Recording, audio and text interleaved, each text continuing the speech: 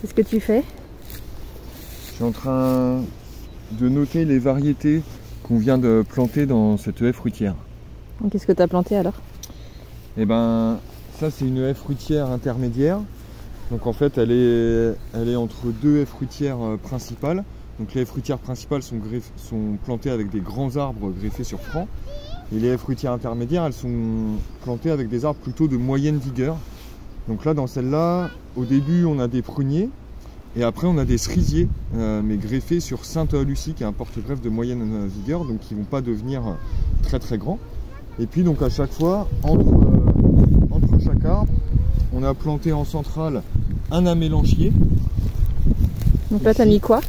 Donc là, c'est Smoky, par exemple. Et les autres variétés qu'on a mis, Slate, Honeywood et Martin, c'est de l'amélanchier alnifolia, donc à feuilles d'aulne. Et en fait, comme c'est des variétés multipliées par bouture, on sait quelle taille elles vont faire à l'âge adulte. Et donc ça, c'est des arbres qui ne vont pas dépasser 2-3 mètres de haut, donc qui vont bien s'intégrer entre deux pruniers. Donc on a mis des amélanchiers que entre les pruniers, entre les cerisiers de Sainte-Lucie, comme ils vont quand même sûrement un peu plus s'étaler en largeur, on a mis que des framboisiers. Et donc là, on a mis l'amélanchier en centrale, et après on a mis à chaque fois, avant et après l'amélanchier, 3 pieds de framboisiers. Et qu'est-ce que tu as mis du coup comme variété de framboisier? Alors on a mis plusieurs variétés remontantes, donc Héritage, September, Fall Gold. C'est là où le petit carnet est intéressant. Héritage, September, Fall Gold et Scepter. Voilà. Et puis après on a mis deux variétés non remontantes, Malign Promise et Tulamine. Ok. Donc qui sont des variétés qui produisent beaucoup mais qu'une seule fois. Alors que les variétés remontantes, elles produisent 2 fois, mais du coup elles sont un peu moins productives sur chaque fois où elles produisent. Donc elles peuvent produire jusqu'à au mois d'octobre au moins, quoi.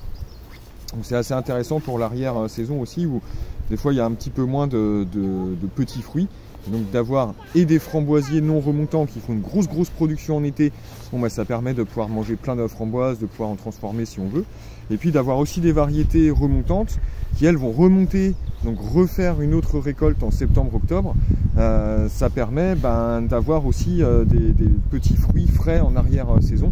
Et c'est vrai que les framboises c'est tellement bon que c'est cool d'en avoir aussi sur une longue période. Donc ça permet d'étaler un petit peu les récoltes.